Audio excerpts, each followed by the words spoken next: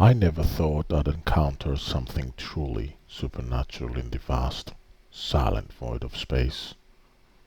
My name is Dr. Emily Carter, and I was the Chief Medical Officer on the Orbital Research Station, Argos. What I'm about to share isn't just a ghost story, it's a harrowing account of survival against an entity that defies all rational explanation. Now, ever wondered what ghosts in space do for fun? Like and subscribe to find out. You won't believe what's haunting us next. But before we begin, sit comfortably, dim the lights, turn the volume up, and listen to what the world has to say. Now, let's begin. It all began during our 6 month in orbit. The station had become our home, a haven of scientific inquiry. We were a team of 6, each with our specialties, and our mission was to study the long-term effects of microgravity on the human body. Days were filled with experiments, and nights were filled with the camaraderie of colleagues who had become like family. One night, as I floated through the dimly lit corridor towards the lab, I noticed something peculiar. The air felt colder, which was odd given the controlled environment of the station. I shrugged it off as a minor glitch in the life support system and continued to the lab. Inside, I found Dr. Jenkins, our lead physicist, engrossed in his work. He didn't seem to notice me at first, so I quietly approached. That's when I saw it. A shadow, dark and undefined, moving across the wall behind him. It wasn't the shadow of Jenkins or any equipment. It seemed to move with a mind of its own. "Jenkins?" I called out. He turned, and the shadow vanished. Did you see that?" He looked at me puzzled. "See what?" I shook my head. "Nothing. Just thought I saw something." The days that followed were filled with similar odd occurrences.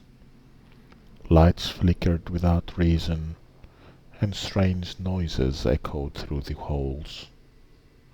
My crewmates brushed it off as the usual quirks of a space station, but I couldn't shake the feeling that we were not alone. One night, I awoke to a whisper, soft yet distinct. My name, Emily. I bolted upright in my sleeping pod, heart pounding.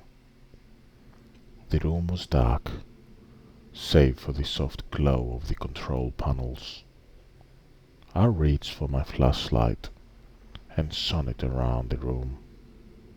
Nothing, just the sterile white walls and floating objects secured in their places. But the whisper came again, more insistent. "Emily, come." I floated towards the source of the sound, which seemed to emanate from the observation deck. As I neared the deck, the whispering grew louder, more urgent. I hesitated at the door, fear gripping me, but curiosity and a sense of duty pushed me forward.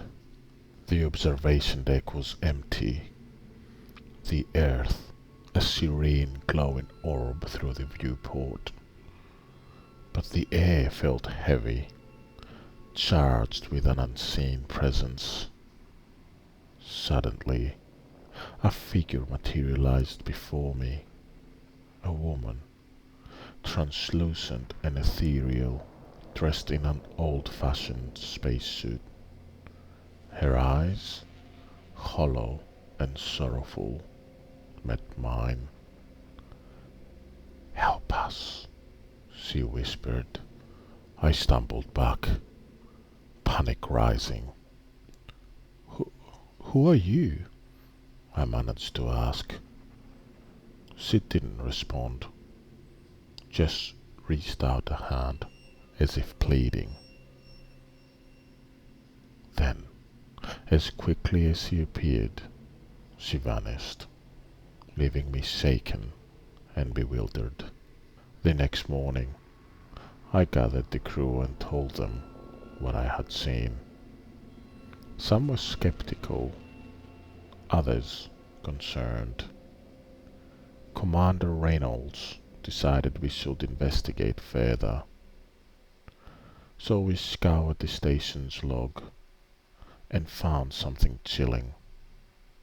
Decades ago, another crew had occupied this station. Their mission ended in tragedy when an unexplained decompression killed them all. The logs indicated a malfunction, but no details were ever released. Determined to uncover the truth, we accessed the restricted files. What we found was horrifying. The previous crew had reported similar sightings, ghost figures, whispers, and strange phenomena. Their final logs were frantic, describing an entity that seemed to feed on the fear. As we delved deeper, the hauntings grew more aggressive. Shadows moved on their own, equipment malfunctioned, and the whispers became screams. It was clear we had to leave, but the station's systems began to fail, trapping us in orbit. Desperation set in. Our only chance was to perform an emergency spacewalk to manually override the systems. Reynolds and I volunteered, suiting up and exiting the airlock. As we floated towards the control panel, the silence of space was deafening. Yet, I felt a presence, watching, waiting. Reynolds worked quickly, but then I saw her again, the ghostly woman, drifting towards us. She reached out, her touch icy, even through the suit. Reynolds gasped, his eyes wide with terror. He began to convulse, his suit's telemetry going haywire. "Reynolds, stay with me!" I screamed, but he was beyond help. In a desperate bid, I activated the override, praying it would work. The systems rebooted and I pulled Reynolds back to the airlock. He was unresponsive, his eyes staring blankly into the void. Back inside, I administered emergency medical treatment, but it was too late. We had lost him. The station's systems were stable again, but the price was too high. With heavy hearts, we prepared for an immediate evacuation. As the escape pod detached, I glanced back at the station, now a distant, haunted memory against the backdrop of Earth. The whispers had ceased, but the terror remained etched in our minds. I still see her sometimes, in my dreams, the ghostly woman, her eyes full of sorrow. The Argos remains in orbit, a tomb for those who perished and a reminder of the inexplicable horrors that lurk in the shadow of space. As a scientist, I sought answers in logic and reason, but some things defy explanation, lingering in the realms of the unknown, reminding us that even in the vast, empty void, we are never truly alone. Thank you for joining me on this chilling journey. If you enjoyed this tale and want to hear more real-life horror stories, don't forget to subscribe and hit that notification bell. Until next time, stay safe and remember, sometimes, just sometimes, the scariest things are the ones we cannot see. Thank you everybody, and good night.